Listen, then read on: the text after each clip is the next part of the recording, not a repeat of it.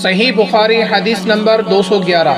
رسول اللہ صلی اللہ علیہ وسلم نے دودھ پیا، پھر کلی کی اور فرمایا اس میں چکنائی ہوتی ہے۔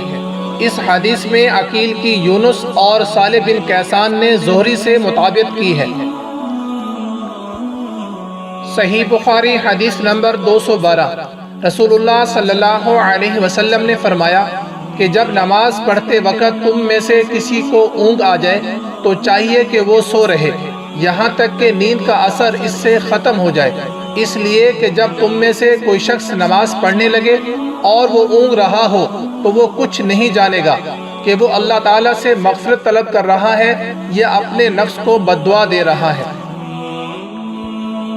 صحیح بخاری حدیث نمبر 213۔ آپ صلی اللہ علیہ وسلم نے فرمایا کہ جب تم نماز میں اونگنے لگو تو سو جانا چاہیے، پھر اس وقت نماز پڑھے جب جان لے کہ وہ کیا پڑھ رہا ہے۔ صحیح بخاری حدیث نمبر 214۔ رسول اللہ صلی اللہ علیہ وسلم ہر نماز کے لیے نیا وضو فرمایا کرتے تھے۔ میں نے کہا تم لوگ کس طرح کرتے تھے؟ کہنے لگے ہم میں سے ہر ایک کو اس کا وضو اس وقت تک کافی ہوتا جب تک کوئی وضو توڑنے والی چیز پیش نہ آ جاتی، یعنی پیشاب، پخانہ یا نیند وغیرہ۔ صحیح بخاری حدیث نمبر 215۔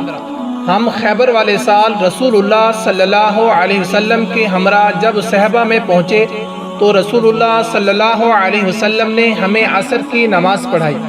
جب نماز پڑھ چکے تو آپ صلی اللہ علیہ وسلم نے کھانے منگوائے، مگر کھانے میں صرف ستو ہی لایا گیا، سو ہم نے اسی کو کھایا اور پیا۔ پھر رسول اللہ صلی اللہ علیہ وسلم مغرب کی نماز کے لیے کھڑے ہو گئے تو آپ صلی اللہ علیہ وسلم نے کلی کی، پھر ہمیں مغرب کی نماز پڑھائی اور نیا وضو نہیں کیا۔